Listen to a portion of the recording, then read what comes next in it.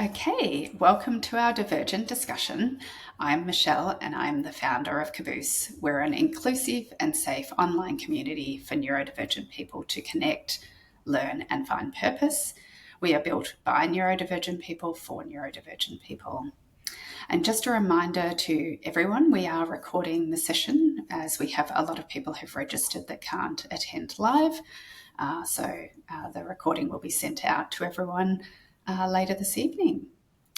So welcome, Sarah. I am very excited to have you here, and I'm going to introduce you by reading your bio because I can't remember all the words. So for those who don't know, which is unlikely, Sarah is a qualified social worker and equine-assisted psychotherapist. Sarah's professional expertise focuses on autism, neurodivergence, adoption, fostering, and complex family dynamics. Sarah is also the mum to 5 amazing kids, including world-renowned actor, author, and autism advocate Chloe Hayden. Sarah's youngest 2 were adopted through inter-country adoption from Taiwan. Sarah and her husband have also fostered 55 children, and as a dedicated volunteer, Sarah has counselled refugees, asylums, and asylum seekers. She also provides emotional support and psychological first aid to disaster-affected people, particularly during the business bushfire seasons.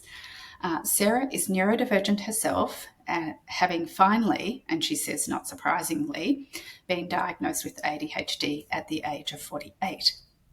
Sarah is the best-selling author of a recently released book on parenting neurodivergent children, which is called Parenting Different, and educates and presents on this topic that she's so passionate about. And I'm sure we're going to hear lots of wisdom from Sarah that's in her book during this discussion. So thank you. 55 adoptions, that's amazing.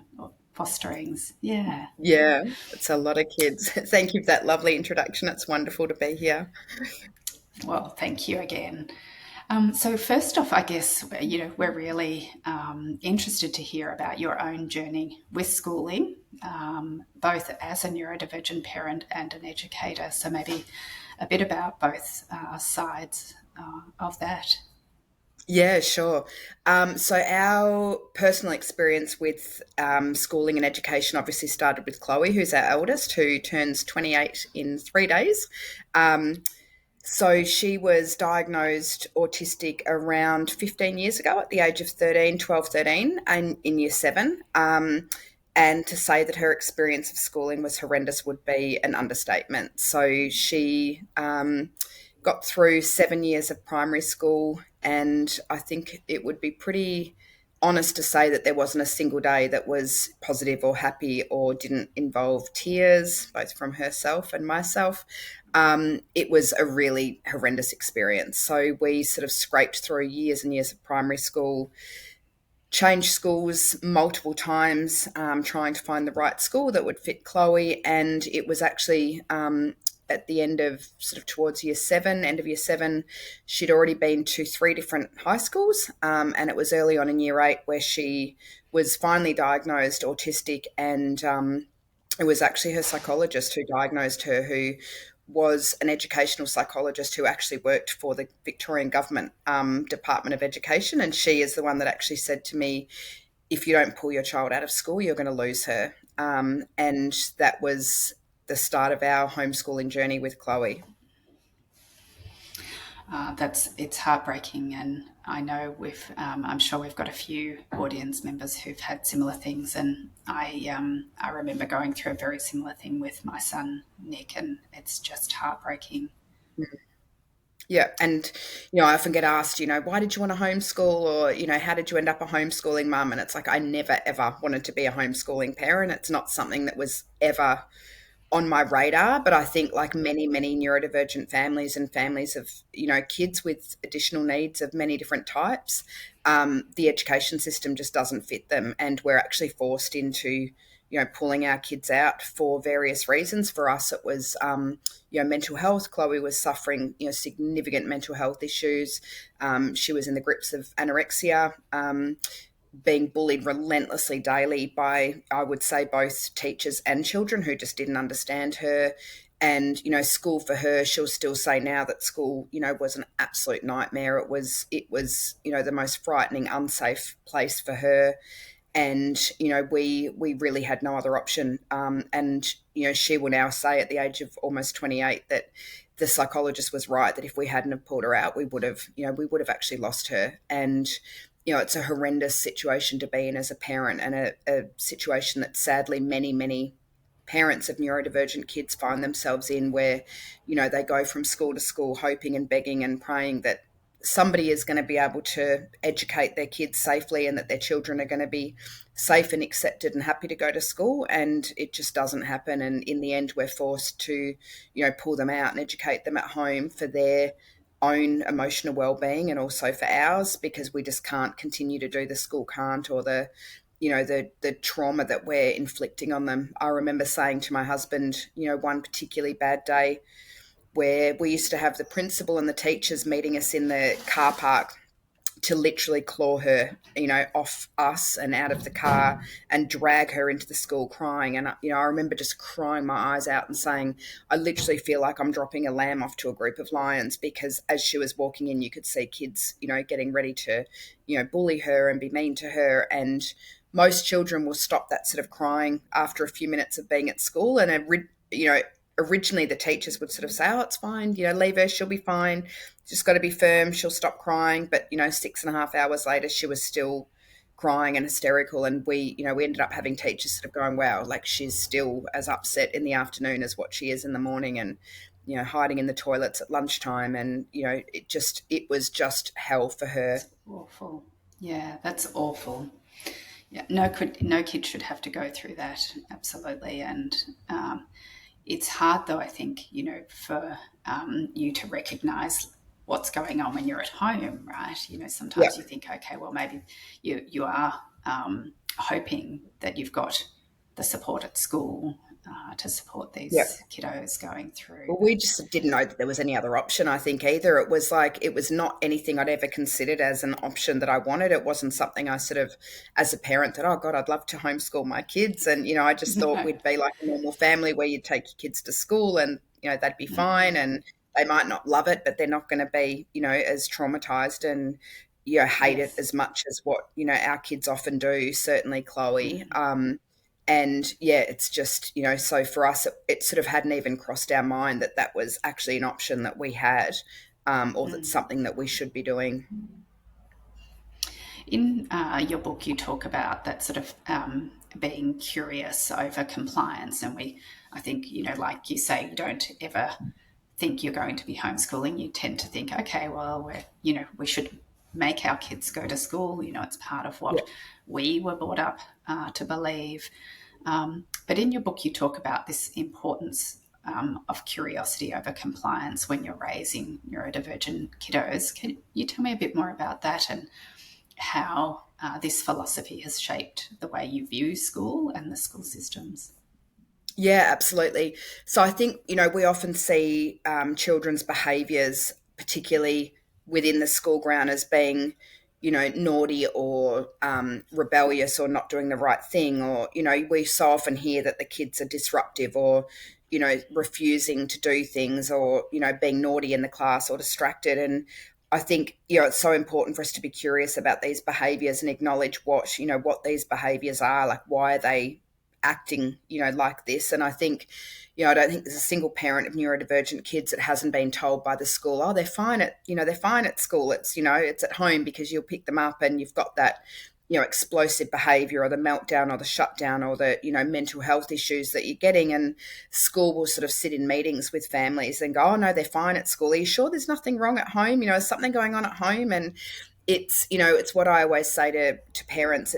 It's what I call the Coke bottle effect, where, it's like shoving a packet of Mentos in the Coke bottle and shaking it all day and then taking off the lid at the end of the day, and it explodes everywhere. And they often, our kids, particularly the girls, will really hold it together and mask all day at school because they know that that's what they're meant to be doing. And, as soon as they get home, they're sort of safe to, you know, uh, be themselves and take off that mask. And that's when everything falls apart. And, I always say to parents, if that's your child, then obviously they feel safe to be who they are and take that mask off at home, which they obviously don't at school. But the teachers often don't see it, and it all comes out at home. But it's that child for 6.5 hours having to hold themselves together and try and be okay and try and fit in all day long. And that sort of behavior results at home, and it can be absolutely horrendous for them. But if the child is not doing the right thing at school, we have to look at what's going on. Is it the huge sensory overwhelm that they're dealing with all day, or trying to hold themselves together and trying to work out what can we do to make the environment safer and better for them to be able to be okay in the classroom. Yeah, I think that curiosity about what's going on is so important. I remember when my son was having similar challenges, the school would call, and I'd trot off up there to collect him because he wasn't coping well, and then they would try and tell us, oh well, it's because you're coming, to collect, you're rescuing him, and so there'd be all Yeah, these theories that you're was, giving in to you him. know, Yeah. yes, exactly, Yeah, right. just be firmer. You just need to be more firm. Yeah, Yeah, exactly. Instead of yeah, being curious and wondering what actually is going on yeah, for these kids. absolutely. Yeah. When you think about neurodivergence, what do you think the most common misunderstood or unsupported aspect of the school system is, like schooling kids in the mainstream? What do you think's the most commonly misunderstood? Again, I think it goes back to, teachers sort of saying that the child is either naughty or disruptive or not concentrating or not doing their best work. They don't see the amount of effort that goes in both at home and for that child themselves to just get there. I often say to parents, think about how much extra effort it is for our children to not just get to school in the morning, but then hold themselves together for 6.5 hours. And, I sort of liken it to, it's like if you're taking a little dog with a big dog for a walk, the little dog's got to, it might be the same length of walk, but the little dog, the little dash hound is like, their little legs are going a million miles an hour. Or that analogy of the ducks, calmly sitting on the water and their little legs are going, non-stop underneath the water, and we can't see that. And our kids are trying so much harder than the children next to them to try and keep up and keep it together and deal with the overhead fluorescent lights, which are humming and are so loud to them that the other kids can't hear, and the overwhelming smells and the everything that they've got to contend with and remember, and all of this invisible stuff that the teacher doesn't see the amount of effort that they're putting into it. And so if they're overwhelmed or distracted or fidgeting or having a meltdown or a shutdown or not able to do something, they're not seeing how much went into the lead up to that beforehand and what resulted in those behaviors in the classroom. And, as I said before, I think one of the biggest things is just that kind of, oh, well, they're fine at school. We're not seeing any of it. It's like, well, you're not seeing it because our child is holding themselves together so tightly because they're so worried about being seen to be different or, doing something wrong, because so many of them are also wanting to be compliant and trying so desperately to be okay and hold it together. And, the minute they hop in the car, or walk in the door of home, everything just falls apart because they've just been holding it together so long all day. And nobody has recognized just how hard it is for these kids to get through a normal day. It's so much more physical and emotional energy for them. And so of course they're going to be absolutely exhausted at the end of the day. And then there's that they need to do all this homework and they need to do this and they need to do that. And of course our kids can't do any of that because they've already just put in, a much bigger day than what the other kids have put in. Mm. I love that analogy about the dash hound. We have a dash hound and a border collie. So here we are in the morning, Yes, yes, we have a dash walking hound and along. a husky, so a similar, Oh, there you yeah, similar go. things. So Yes. yeah, they can go for a Yeah. walk, and it's like the dash hound's been for a walk that's 10 times bigger than the big Yes, dog because their little legs are going. So I often think it's like our kids. it is. Yeah, I think so too. And I think it's probably, I mean, we're lucky having a neurodivergent brain as well. I sort of liken it to, getting home from a big day at work or in an office or somewhere like Yeah, that. If you've had to go to a shopping centre or something, and as an adult, you can come home and self select. Whereas yeah, at school, you're kind of forced into this. You have to do it this way. You have to sit, in a chair that you don't really like, absolutely. in a Yeah, classroom that you don't really like, yeah, with your um, jumper and tag I, scratching you, and just all of yes, these that things that awful jumpers. yeah, Yeah. the invisible stuff that nobody else can see. That our children are sitting there. For Chloe, it was, she would say to us every time she put on, the school jumper with the tags, it was like wearing a cactus. And Yeah. other kids can't feel that because they don't have that high level of sensory sensitivity that our kids often do. And so, it's so difficult to sit there and be compliant or listening or doing the right thing when you're dealing with this, incredible sensory overwhelm that is so Mm. distracting. You can imagine for a neurotypical person that if they had a literal cactus pressed into the back of their neck for a whole day and were told to sit Mm. there and do their work and their meetings and be smiling and be engaging and do all the things, they'd be like, well, I can't because I can't stop thinking about this, and I The need to get it cactus in off. my And neck. yeah, Yes. and that's Mm. that's literally our kids. And so you're dealing with schools that are Mm. going, well, they just have to wear it. That's the uniform. And so it's if the kids have to or are happy to stay at school, it's trying to come up with what can we do to make these all of these sensory sensitivities and accommodations that they need so that they can actually focus on the important stuff, the schoolwork and the learning and the Mm. socialization that they're getting from school without having to deal with the million and one other distractions that are going on for them. Mm. I've heard so many parents talk to me about private schools and the private school uniforms. Yeah, Sometimes in public schools, you can yeah, negotiate. I know we were able to negotiate a fair bit with the primary school, but once you yeah, get to secondary school or even private schools, it's so much harder to negotiate an absolutely. adjustment. Yeah, Yeah.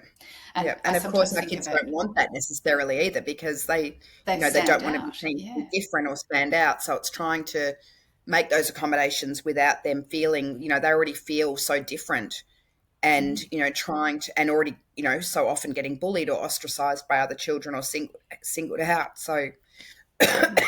so it's trying to then, how do we adjust those things without causing more attention to them or making them feel, less, like they fit in already, which is just so difficult. Yeah, yeah, exactly.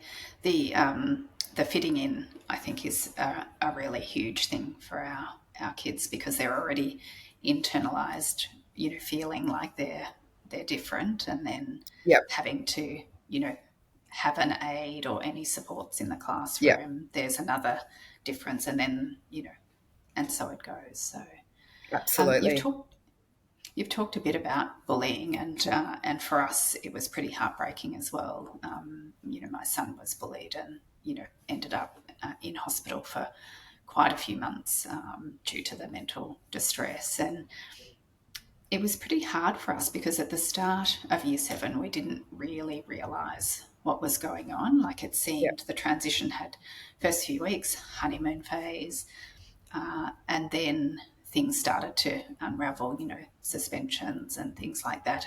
Yep. And somehow it was always our son's fault. Your child that And gets in trouble. yeah, Yep. because, uh, they're the ones who kind of retaliate back and Yep. don't know the social rules. But how did you sort of navigate that, or how do you recommend navigating that when there's that misunderstanding of social sort of communication or just general bullying at school? I think that's so common. It's one of the most common things I hear from parents is that, our children will be relentlessly underhandedly bullied by these kids who are really smart and clever at bullying. And, in particular, girls seem to be incredibly good at being very, very bitchy and nasty and bullying behind adults' backs. Neurotypical girls they can be pretty nasty at the best of times in those early years of high school. But if they're picking on a child, which, is often our neurodivergent kids, it can be next level, and they can be incredibly sneaky and very clever with how they do it. But I find that our kids they don't have that level of ability to be really sneaky and underhanded about it. And so, eventually it just becomes too much, and they'll retaliate or explode or, do something. And of course, they're the ones that then get in trouble because they're visible, their response is visible. And it's really difficult. And we certainly experience that, ourselves in our own home, and, the amount of families I've worked with who have experienced exactly the same thing. And so, bullying is absolutely unacceptable at any stage for any reason. But I find so many schools have, all these anti-bullying policies, and they say that they don't accept bullying, and they don't, they have all of the words, but many of them don't necessarily follow up on them, or, they'll sort of respond with, well, that's not bullying. It's it's a one-off incident, or that's just kids, or that's just, whatever it is. So, I always say to parents that, obviously if it's really significant, they need to address it immediately. But to put things in writing, and to be emailing the school daily with what's going on, keeping a diary of it with what's going on, so that often we don't do anything until it becomes huge. And it's that sort of final straw, often with our kid retaliating, or our kid coming to us and telling us the 50 things that have happened. But, if we can sort of keep more of a record, and I guess prove that it's going on, and have that constant communication. And, in Australia, I say, absolutely, if you're not getting anywhere, bring in the Department of Education, start CCing emails into them. If it's significant, if it's cyberbullying or social media, bring in the police if you need to, or make reports. It needs to be taken seriously, because our kids, often they have quite fragile mental health anyway, with everything that they're dealing with. And, things can escalate so quickly with kids, and particularly if kids are getting away with it, and our kids, there's nobody supporting them or advocating for them. Things can turn, as you found yourself, as did we. Things can turn really bad. And we've seen, just in the last, sort of few months alone, in the media, we've seen so many young people, even 10, 11, 12-year-olds who have taken their own lives, that have been, literally accredited to nothing more than the bullying that they've been subjected to at school. And that is just unacceptable, that this is going on. I often say to parents, and I've even said to teachers and principals, imagine if you turned up to work every single day and you were getting relentlessly bullied and attacked. And, it would be not only entirely unacceptable, but you wouldn't go back as an adult. You would say, I can't work there. And yet somehow we think it's fine for our children to go and be subjected to this. And it's not okay at all. And, we need to teach our children to be coming, to us, to be standing up for themselves, but, most importantly, to come and tell us immediately what's happening, so that we can be the voice for them when they often can't, and to follow up and keep the schools accountable and the other people accountable, but also not to be afraid, to pull your child out of school if they're not doing anything about it, and your child is getting bullied daily. Nobody should be putting up with that. And if you need to pull your child out of school, then you pull your child out of school, because nothing, and I mean absolutely nothing, is more important than our child's mental health. I think it's absolutely great advice. And, we unfortunately have had, both kids have had, different sort of experiences with that. And I think it is like getting onto it early. I think that's the key. Yeah. Because quite often you don't realise, like I said, with Nick, we didn't realise. And then with my daughter, she ended up with anorexia as well, for bullying, and she lost a friend through that process who was anorexic in hospital, and all due to bullying. And I just think we just didn't realise it early enough. We didn't, Yeah. You think that, maybe they just need some extra support in education, the education part, navigating the sensory sensitivities, but actually it's looking out for those signs of bullying very early. Absolutely. And having a dialogue, at Yeah. home. And I think it's knowing, you're right, Michelle, it's knowing, what are some of those subtle signs of, of bullying for our kids? Is it, that they're suddenly sick every morning? They don't want to, get out of bed. They don't want to go to school. They're withdrawing from things. They're in their room. They're on their phone all the time. The problem these days is that, when we were little and we went to school and we were bullied, it stopped the minute we walked out the door and we went home, and home was safe and nobody could touch us there. Our children, from the moment that they have a phone or an iPad or any way of having any kind of social media or communication, that bullying is, that's open 24/7. So even in their own bedroom, in their own home, they're not safe. They're not safe from these children who are, bullying relentlessly. And so there's no way out. And so often our kids won't want to come and tell us that. So we've got to be really open to, what are the signs, but also taking control as a parent and ensuring that they don't have unlimited 24/7 access, in their bedrooms and at home, so that they have a safe place. And, even getting their phone and looking through the messages and seeing what's going on if you need to. As a family, we've always been, up until our children are 18, we are absolutely responsible for their social media and their safety and their messages. And I think nothing at all of getting their phone and going through their messages to make sure that everything is okay and that they're safe. And that's the start of it, is us doing that for them. That's, we need to do that. Agree. Yeah, it's those subtle things, watching for their behaviour change, and Yeah, when they're gaming or whatever, making sure that the doors are always open, and 100%. you can walk in and out Yeah, without any sort of issues. And it's then it's just spotting, those the signs. I yeah. agree. You talked a little bit before about school can't, and we know lots of parents, probably in both our networks, are experiencing school can't with their children, and not really finding the support they need. What advice can you give parents on that? I think, school can't is worse than ever across the board since, COVID, and since so many kids were, not even able to go to school. And it's funny, the amount of families I've worked with who have said their kids were actually never happier and more settled than during that time where they actually weren't being made to go to school.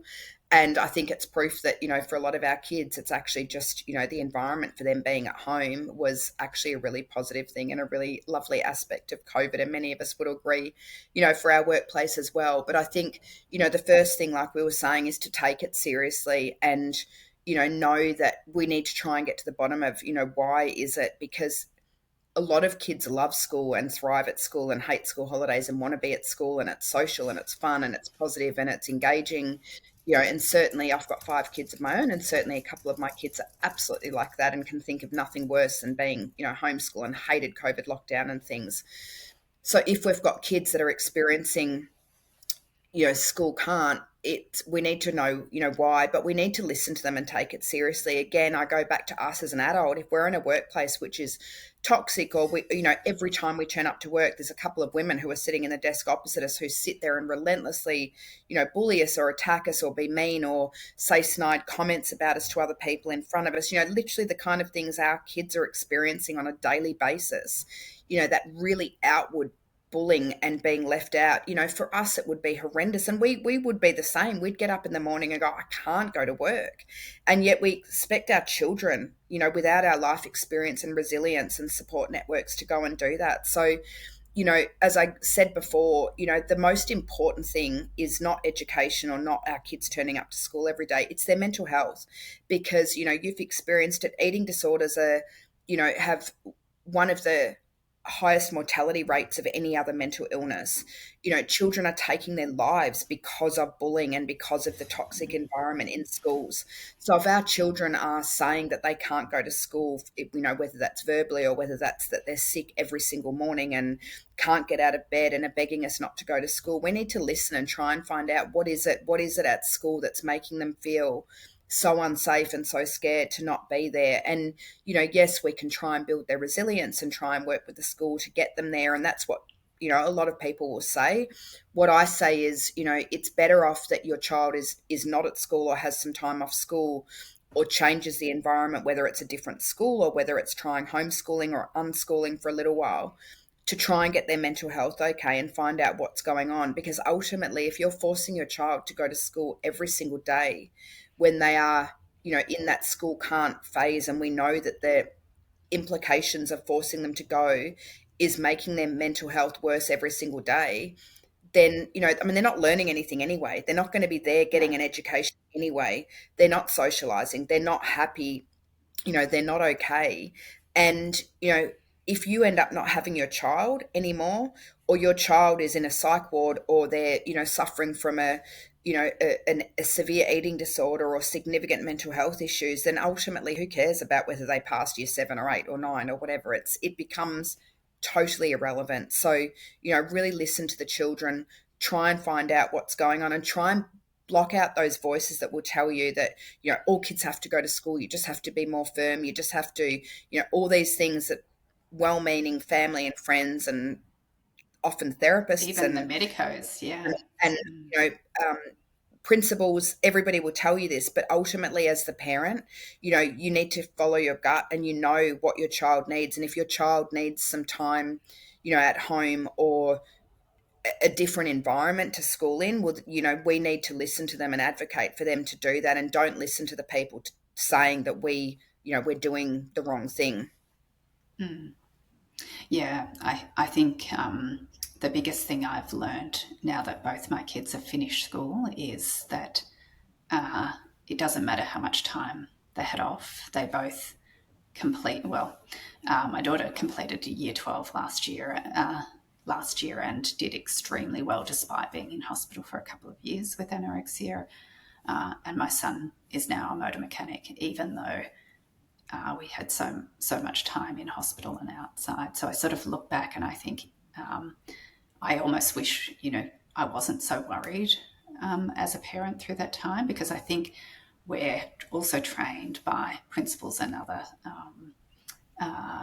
professionals to say you have to go to school, you've got to try and work through this, when in fact what they need is just that sort of love and support to get through the mental health challenges at that time. Absolutely. And, ultimately nothing else matters. And even with schooling, we look at a traditional school day, which is 6.5, 7 hours a day. And those of us that have schooled our children at home know that in actual fact, it only takes an hour or two a day to get through all of the schoolwork that, Yes. that they need to do. There's so much wasted time and energy in a normal school day in a normal school. Yes. Particularly when there's social games. Yeah, and with 25 or 30 other children and all of the breaks and the teachers trying to divide their attention, But, we look at the amount of years that the majority of the children in the world missed through COVID, and they weren't doing proper schooling or anything. And those kids are fine. They're catching up. They're not years and years behind. It ultimately, as long as their mental health is okay and their emotional and support needs are being met, nobody can learn if those aren't being met anyway. So it's totally irrelevant and just ridiculous to think that sending them to school in that state is going to be better, for them, which is what sort of people think somehow, well, no matter what, they have to go to school. It's just ridiculous. It's just counterintuitive, really. Totally. You've talked a little bit about different education paths, or you've hinted at it. And for us, we certainly tried homeschooling very early on, and then we tried alternate schools and moved around and what have you. We didn't try flexi schooling, but I'm curious to hear what alternatives you either did or researched or experienced. Yeah, so before Chloe was diagnosed autistic, which obviously we had no idea until then that she was diagnosed autistic, we tried so many different schools. We went through private, Catholic, Christian, public, Steiner, alternative methods of schooling. For us, the very first year of schooling that Chloe had was actually in a Steiner school, and now at the age of almost 28, she will still say that the only positive memory she has of school was actually in the Steiner school. Many families I work with, I find that the more sort of alternative or creative schools, the Montessori or the Steiner or, those sort of different alternative schools, which there's more and more popping up, often tend to work with our neurodivergent kids because they tend to encourage creativity and learning at their own pace and individuality and, things like that, which can be really lovely for our kids and a lot less pressure.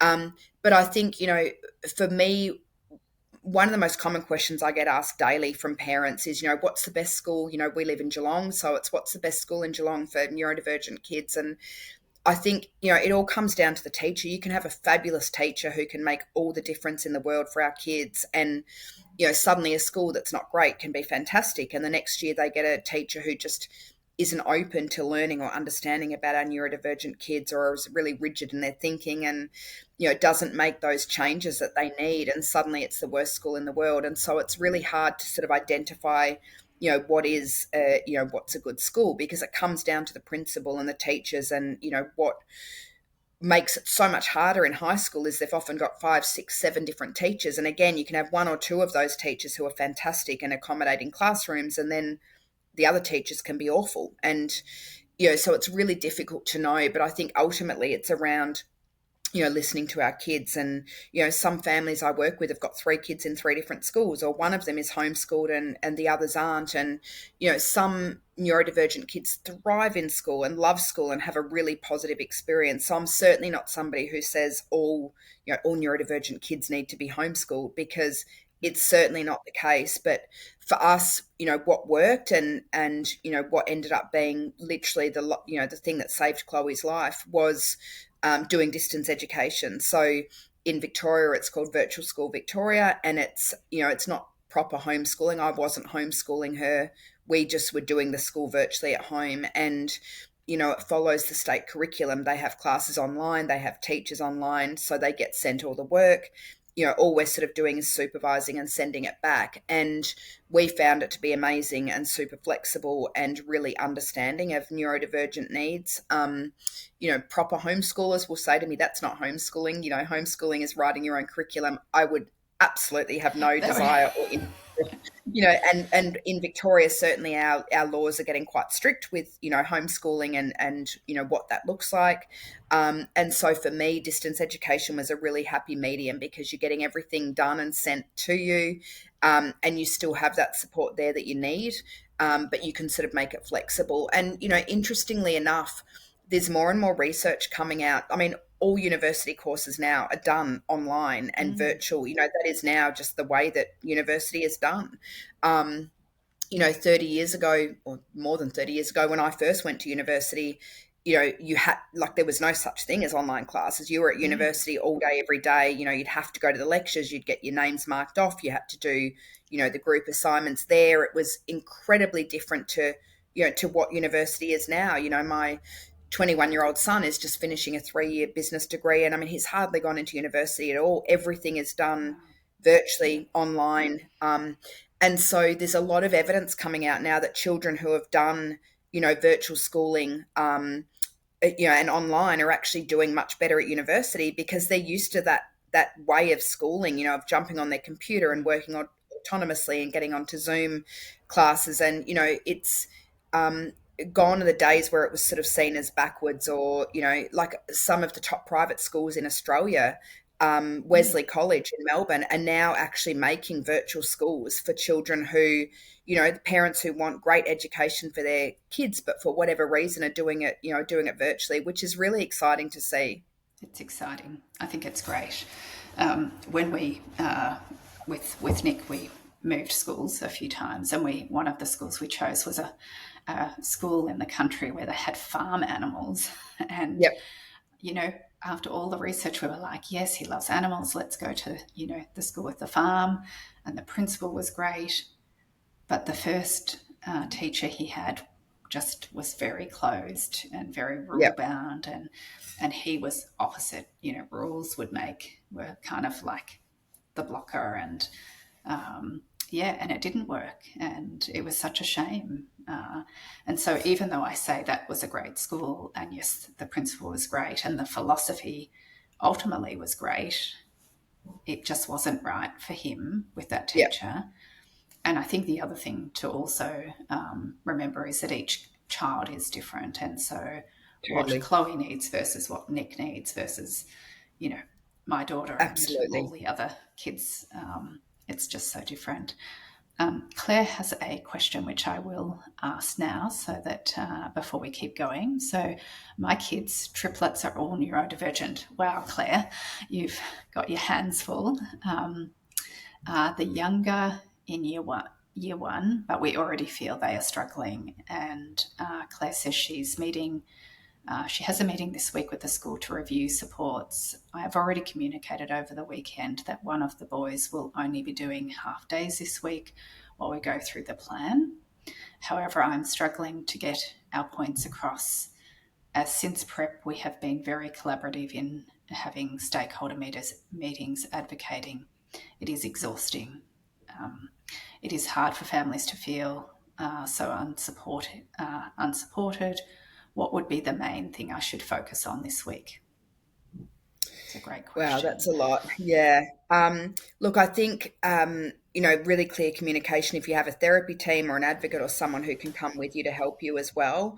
I always say putting everything in writing, everything in writing, and getting therapists or other people to also put in writing what it is that your children need. I think those of us with kids with an invisible disability, or additional needs that aren't so obvious, it's so much harder for us to advocate and ask for what our kids need. But many a times in a school meeting, I've said to, principals or teachers, they would never consider saying that the deaf child couldn't have their hearing aids, or, the child in a wheelchair couldn't have wheelchair ramps or had to miss out on sport. No one's going to turn around to the child who can't walk and say, for goodness sake, get out of your wheelchair. You just need to do you need to run around the oval like everybody else. Or, that would just be ridiculous. And yet it's often seen that, that it is somehow different, and it's not. Often it's the penny dropping of somebody kind of going, wow, I've never thought about it like that. What we're asking for our children is actually no different than what we would be asking if our child had a physical disability and we said, hey, we need a ramp because our child's in a wheelchair and they can't get up the stairs. Nobody is going to turn around and go, well, that's just not possible, we can't do that. And yet that's kind of the answer that we tend to get on a daily basis with our neurodivergent children. Well, I can't possibly do that. And it's like, well, why can't you do that? Often what we're asking for is low or no cost, or, really simple adjustments that are actually going to benefit everybody, not just our children. We're not asking for huge things. We're asking for pretty easy, reasonable, cheap, or free, things for our kids. And yet, it's looked as if it's really difficult or hard or not possible to do. So I think, being really clear beforehand about what it is that you're wanting, what you're asking, what you're expecting of the school, looking up wherever you are, whatever state and country you are, disability acts and education rights. Our children have there is a legal obligation for them to get schooling and to have reasonable adjustments made for them, just as we would expect if they were in a wheelchair or were hard of hearing. So, knowing your rights and responsibilities, having somebody go with you, taking notes, following up with emails, thanks for our meeting today. This is what we discussed. This is what I'm asking for. This is what the therapists are suggesting that my child needs. And following up on that, if they're not doing it, and holding them accountable. And, if you do need to bring in other people, whether it's an advocate or the education department, you do that, and you do it early on, and you do it consistently. Yes, we're the painful parents who jump up and down, but we need to advocate for our kids, and we need to be, the ones that are saying, no, what we're asking for is actually not, it's not too much or not unreasonable. And, our children deserve, at the very least, that. Agree. I think the half days to Claire are a great idea. We certainly did that 100%. quite a bit. Yeah, I Half often say to days. families, if the children are really struggling, but the child is wanting to go to school, or the parents, for many parents, I acknowledge pulling them out of school is not an option, or homeschooling is not an option. That some parents, especially, in this day and age, it can be really difficult for parents. It's not an option for some people, and I totally get that. But, having reduced timetables or a day off, having Wednesdays off, so they've got, 2 days on, 1 day off, 2 days on, the weekend off, having half days. If they struggle in the morning, can they start at recess or lunchtime? Or, if there's one day that's particularly hard because it's PE and it's Japanese and it's, whatever subjects that our child is particularly struggling with, or teachers that they're struggling with, is there something that we can do, to keep them at school, but we're reducing their timetable or their load and giving them more recovery time at home, then that's another option as well, and certainly something that we can work with the school with. Terrific. Roxanne is asking about her daughter who is starting high school next year with autism, ADHD, and starting to look at high schools. Any tips in what to sort of expect or look for? Yeah, certainly. I think it's never too early to start sort of looking and planning, particularly for that transition from primary to high school. I find, certainly for us and our family, and certainly many families I work with, it's the transition from primary school to high school that actually is really difficult and the hardest. I think in primary school they get a lot of support. They usually have one teacher for the whole year, and for all the classrooms, there's one classroom, everything's done in the one classroom. There's sort of that expectation that our children are quite young and immature, and a lot of them still need a lot of support. And there's not that high expectation of autonomy and self-directed, in homework and things like that. They're still very much supported, and they're little and they're cute, and there's, it's okay to have, differences in children. And, some children are a lot more mature than others. And, even you're looking at them, in grade 6, there's children that are tiny and still look so young. And then there's others that have already been through puberty and are, tall and really grown up. There's a real sort of contrast, I think, of children, and that expectation of them is quite different as well. There's sort of that expectation that they're going to be different, and it's still okay to be a little bit different, or, immature or whatever. All of a sudden overnight, we have summer holidays from grade 6 to year 7 in Australia, and it's like they go into year 7 and there's just this expectation all of a sudden that our children, who were only a couple of months ago still little primary school kids getting all this support, they walk into high school and there's an expectation that they're going to know, suddenly they're in often a huge school, different teachers for every subject, and they know what books they've got to take and what classroom they've got to go to, and there's all this homework, and there's kind of an expectation that they're going to be young adults as opposed to children who are really supported. And it's really difficult and overwhelming, and there's so many new friends, and then they've got puberty and the opposite sex, and expectations to be cool and keep up and know what's fashionable. And it's exhausting even for the neurotypical kids. It's a really difficult change. And I do talk a little bit in my book about that transition to high school and a lot of things that we can do for all of our kids, not just neurodivergent, really simple things like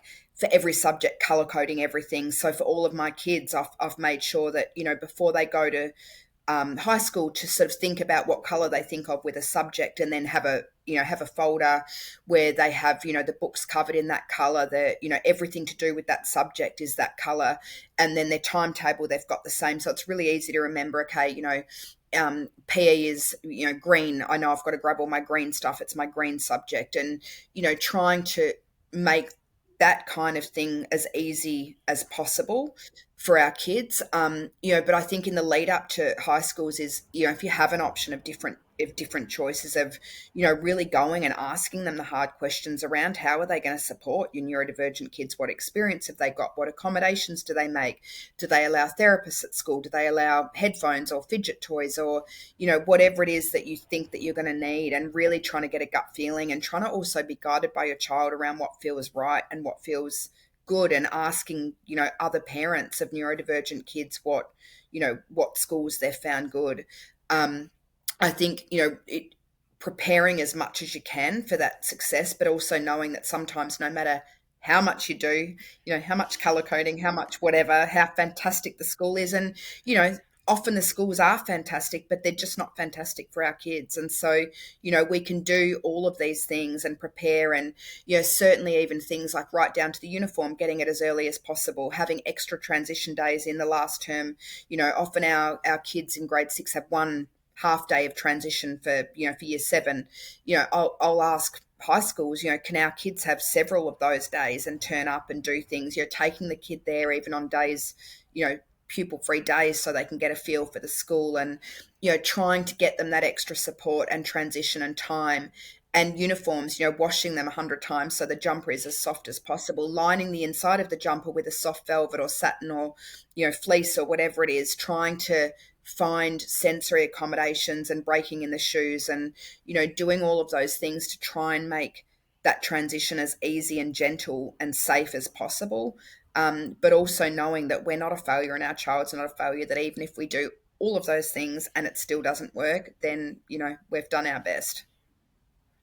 Yeah, I feel like we did quite a lot of that with extra transitions, and we had, his favourite teacher go with him to school, and we Yep. had the principal go, and, all of these extra things, and, going there during the school holidays between times.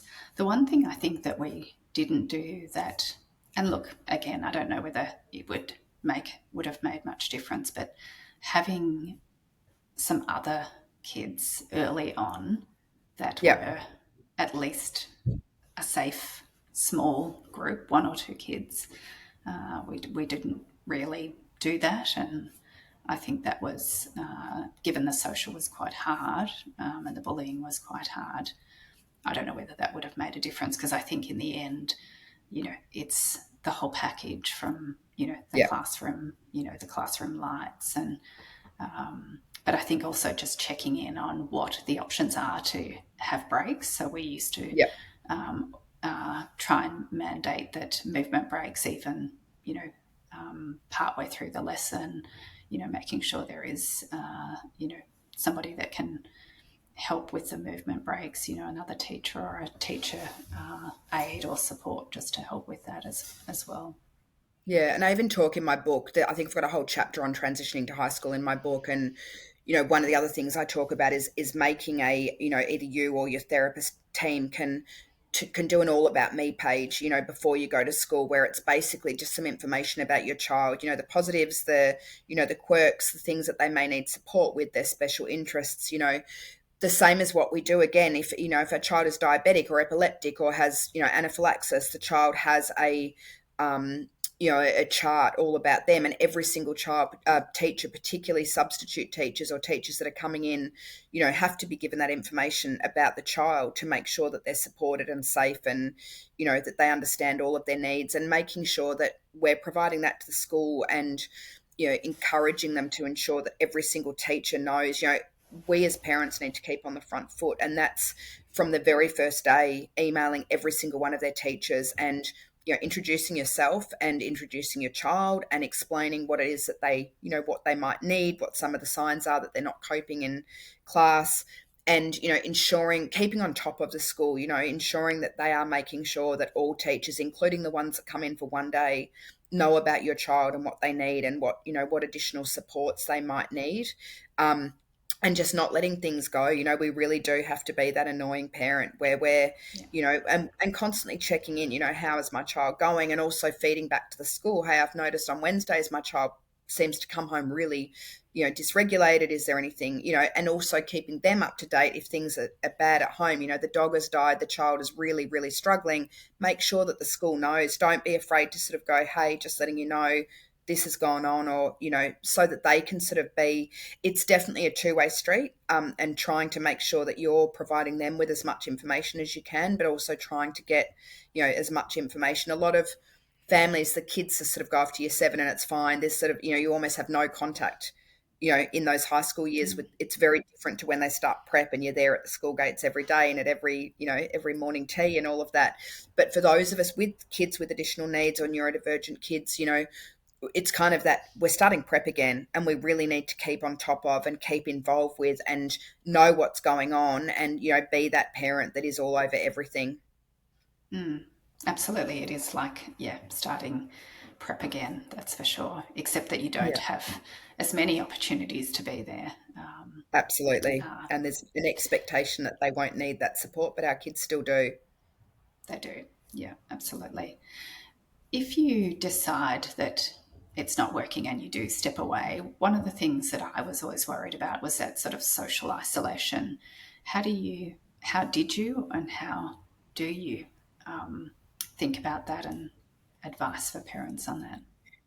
It's probably one of the biggest questions that I get asked every time I do a podcast or a talk, or, parents are wondering about whether they pull their kids out of school. It's like, oh, but, everyone's told me that it's going to, it's going to make them so socially isolated. And it's funny because we were told the exact same thing. I mean, when our educational psychologist said to us, pull Chloe out of school or you're going to lose her, we went to family and friends and the school and the principal and the teachers, and we kind of said, oh, our psychologist has said that we've got to take Chloe out of school. And everyone said to us, don't you dare, it's going to be the worst thing for her. She's going to be so socially isolated. It's going to be, it's going to make her so much worse. You're giving in. She's not going to have any friends. All of these things that now, still 15 years later, I hear every single time we have this conversation or every time we have these kinds of talks.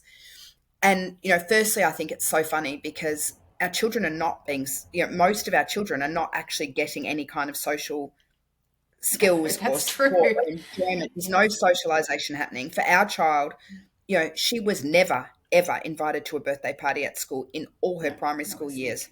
She sat in the toilets every single day at lunchtime crying because she didn't want to be out in the schoolyard because she was so relentlessly bullied and picked on or left out and made to feel like an idiot because she was sitting by herself while all the kids were playing. So she wasn't socializing at all. It was, it was social hell for her. She didn't have friends. She didn't have people engaging with her. She wasn't engaged in any activity. She was the last child every day to be picked for the sports team, when they have to pick their sports things. She wasn't picked for group assignments. Teachers would have to put her in the groups and no one wanted her in the groups because no one liked her. So, it's kind of this notion of as if our kids have got this amazing social life and, all this amazing stuff and we're going to pull them out and isolate them at home. No, what we're doing is we're actually removing them from a really negative, awful social environment where they're being bullied and ostracized and left out every single day and being made to feel like there's something wrong with them and nobody wants them, and keeping them at home where they're safe and loved and supported. And what happens when we do that is it gives our children, the spoons, the battery, the ability to actually then go and engage in actual social activities that you're choosing and that they're choosing. So for us with Chloe, we, against all odds, despite the fact everybody's saying to us that it's the worst thing you could possibly do, we pulled her out. And it is honestly fair to say that the very first day that we pulled her out and she woke up the next morning, it was the first morning in years that she hadn't had a tummy ache or a migraine or was vomiting or was going to faint or was sick or was begging not to go to school. She woke up in her own time, happy and settled and relaxed and with no excuses of, being sick. And she was sick, physically sick. Her body was making herself physically sick. She wasn't lying. But all of a sudden, all of that disappeared. And what happened in the following weeks was nothing short of miraculous. All of a sudden, she wanted to go to, pony club and horse riding lessons and ballet lessons and singing lessons and drama lessons and photography classes and drawing classes, all of these things that she didn't have the desire or the capacity to do because school was so exhausting and draining and awful, and she was being bullied and attacked and made to feel like a leper every single day. So of course she didn't want to go and do other activities where she was going to be thrown into, the wolves after school. She didn't have the ability to do that. We didn't have the ability to do that. I was exhausted by the end of the day because I'd spent the whole day at home crying, and waiting for the school to ring me to go, look, she's still hysterical. Can you come and get her? Or this has happened or that's happened. So once our child was safe at home and she could be, she was regulated and safe, she then had the ability and the desire to want to go and do these things that she'd always wanted to do. She had a million and one things that she was interested in doing and learning and wanting to do that she'd never been able to do before. And what happened over the coming weeks and months and years is all of a sudden our child, who had no friends and had no outside interests or extracurricular activities, was doing an abundance of them. And she had friends all over the place. She had 70-year-old women in watercolor classes that she was doing at the community center that I'd ring up and say, hey, I know it's a bit unusual, but I've got a 13-year-old child who's really interested in learning watercolor. I know it's it's for seniors and it's for, retired people, can she come? And they would love it and go, absolutely, we'd love her to come. And so I'd So drop her off on a cute. Saturday morning, and she'd sit in a hall with a group of beautiful, older women who would take her under their wing and teach her how to paint landscapes and Mm, sunflowers. And, she wanted to learn a specific type of horse riding, which attracted a lot of, much older men. It was sort of a cowboy style, horse, horse riding yeah. of quarter Horse horses and riding. things. Yes.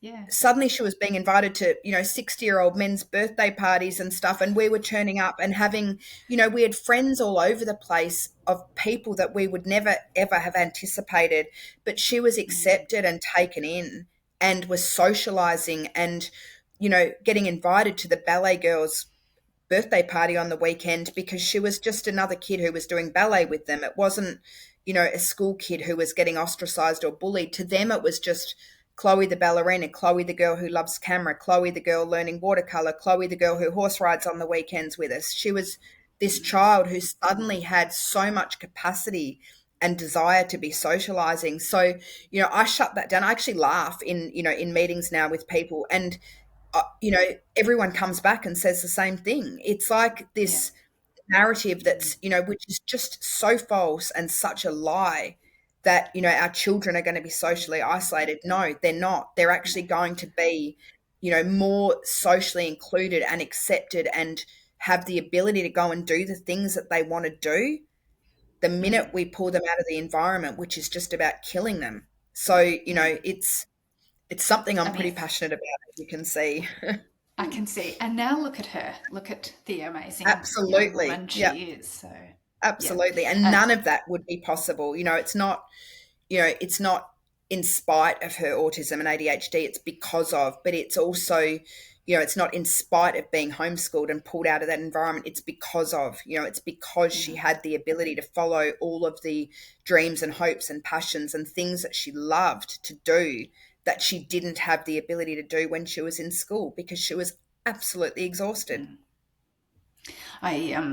I can really relate to that analogy of that sort of it's like this freeing of the anxiety and the capacity like expands. And I look at the same for my Absolutely. son, as soon as he was able to release that sort of negative energy and the negative kind of experiences, like he's flourishing. And I Yep. think you've seen that tenfold with Chloe. So amazing. Absolutely. And every person I've worked with who's done the same thing, the same thing has happened. It was not unique to Chloe. I could keep going on, but I'm obviously very conscious of the time, and I have so many more questions I want to ask you. And I've been the hog of questions. So anyone who still has the last minute question before we wrap up, please pop it in the chat.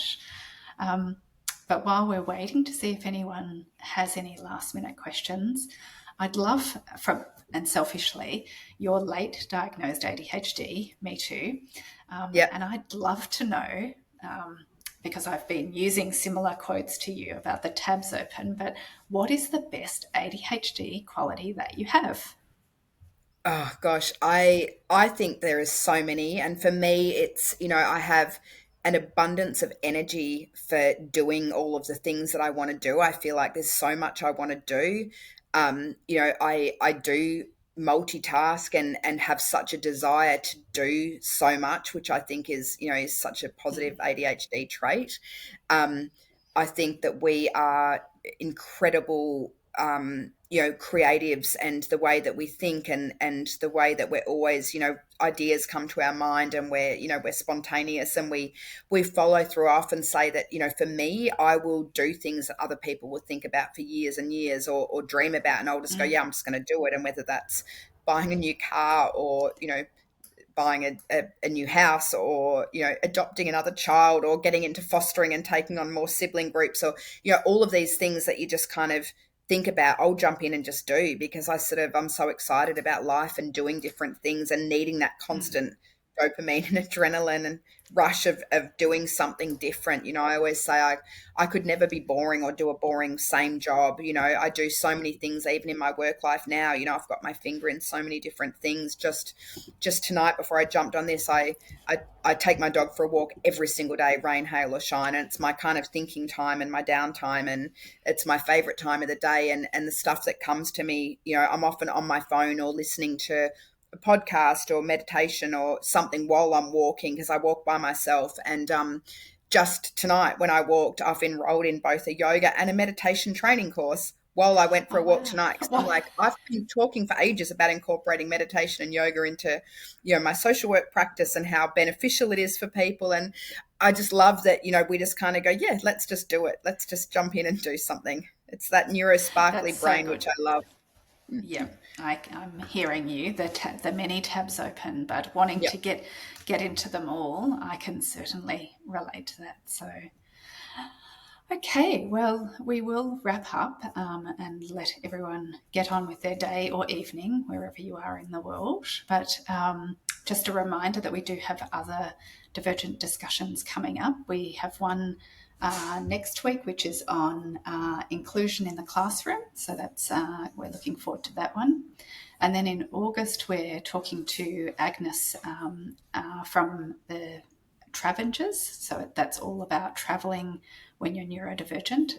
She runs a great little business out of Sydney. So looking forward to hearing from her. And we have Gil joining us to discuss stress management and some interesting puzzles that he's developed as well as a neurodivergent person.